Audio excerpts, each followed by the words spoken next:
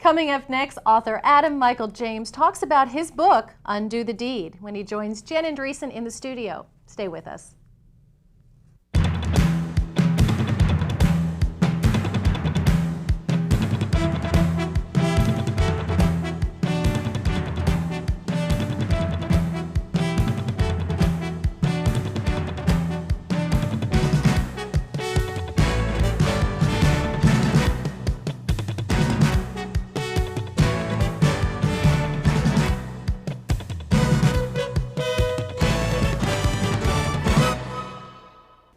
Hi, I'm Jen Andreessen. I'm here in the KCOX studio with Adam Michael James, author of Undo the Deed.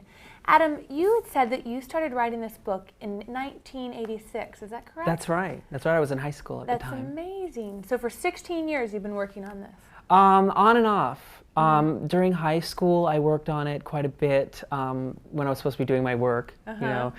And then it sat for a few years, half finished, and then in 92 I came back to it and started writing again. And I finished it around 94, 95, and I submitted it to publishers, and that didn't work, so it sat again, and it just kind of kept going through that cycle until 2000 when I got an agent, and that's when things really started taking off with it. Started rolling. That's a great story of tenacity. If you stick with it and stick with it, finally you'll get what you want. I do not give up easily. That's great. Now you've got a book. Exactly. Yeah, it's great. So tell me a little bit about Undo the Deed. Okay, the short story is that it's a time travel story with a child abuse theme.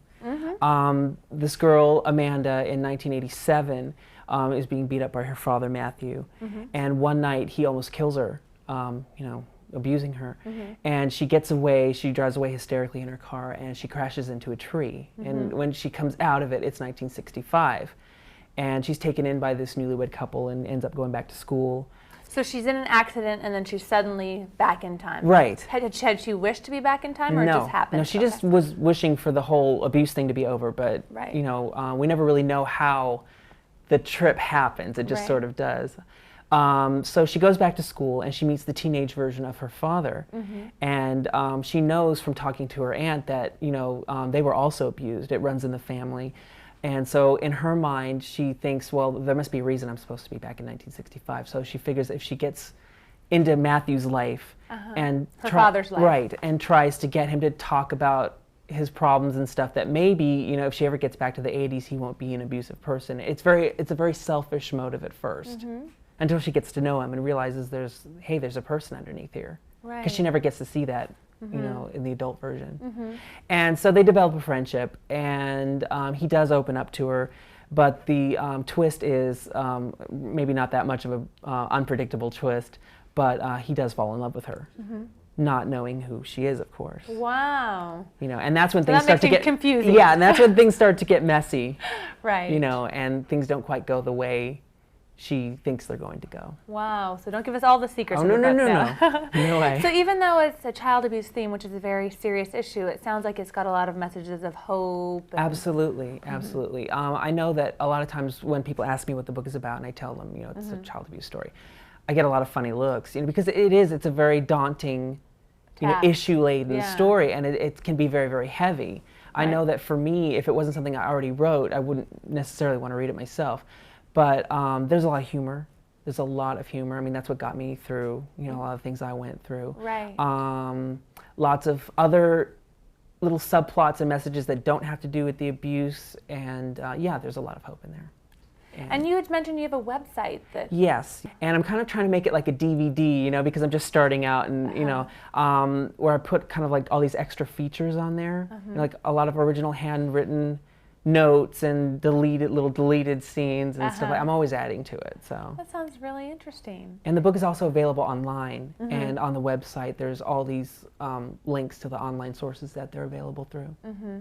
And this is your first novel. Do you think you're going to write another one? Yeah.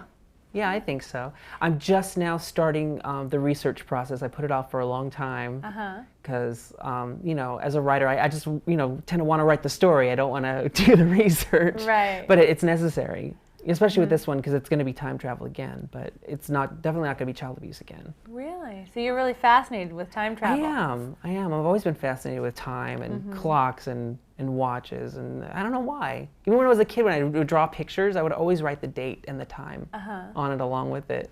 You'd think I'd be on time for things, being so fascinated with time, but it doesn't quite work out that way. That's funny. Is there anything else you want to add about the book or what you want people to know about the story? One of the things that I think is important for me is the reason that I wrote it. I didn't get physically abused myself growing up, but I did witness it, and I went through the psychological and emotional things. The characters in here are a lot of combinations of people that I knew.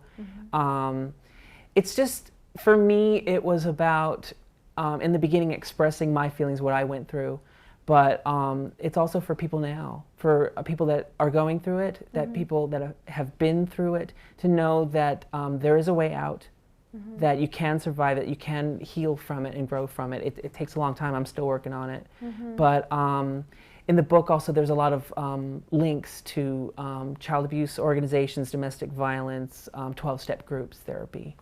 So you can not only read a story, but you can actually get help from the book also. Exactly, and that was very, very important to me, to be able to provide that. Or that must feel good for you to do something that you love, put a story out there, and to feel that you're helping people also. It's very cathartic. Yeah. It's very healing for me personally, to be able to do that. And you're very young to have already written a novel, aren't you? Not that young. I'm 33.